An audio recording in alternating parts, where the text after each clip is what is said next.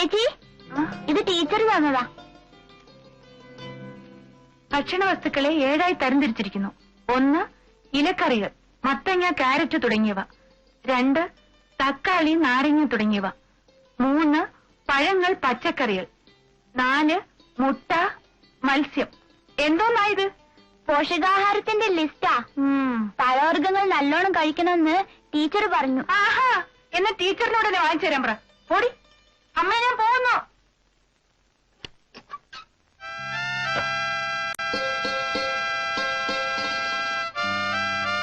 ഞാൻ ഇന്നലെ വളരെ മോശമായിട്ട് പെരുമാറിയല്ലേ? ഭയങ്കര വൃത്തികേടായി പോയി. കുട്ടിയുടെ അമ്മയ്ക്ക് എന്നോട് ദേഷ്യമുണ്ടോ? തീരെയില്ല. എന്റെ അമ്മയെ പോലെ സ്ത്രീയല്ലേ അവര്. ഇത് കുറച്ച് മുറുക്കാനാ അമ്മയ്ക്ക് കൊടുക്കാൻ. അമ്മ മുറുക്ക് തുടങ്ങിയിട്ടില്ല. ഇല്ലേ? കുട്ടി എവിടെ പോവാ? കേസ് കൊടുത്തോ? അയ്യേ, കേസോ? ഞാനോ? നിങ്ങളുടെ പേരിലോ? കണക്കായി പോയി. പെട്ടെന്നുണ്ടായൊരു ദേഷ്യത്തിന് എന്തൊക്കെയോ വിളിച്ചു പറഞ്ഞു എന്നല്ലാതെ. അമ്മ അകത്തില്ലേ? എന്തിനാ?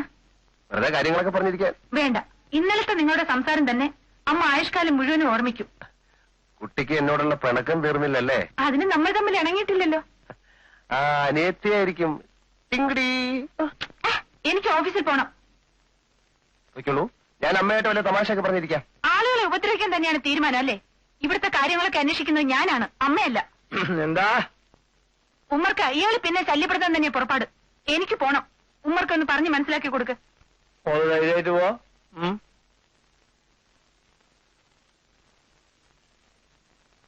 എന്താണ് എനിക്കത്? എന്താ? അതെന്നാണ് ഞാൻ ചോദിക്കുന്നത്, എന്താന്ന്?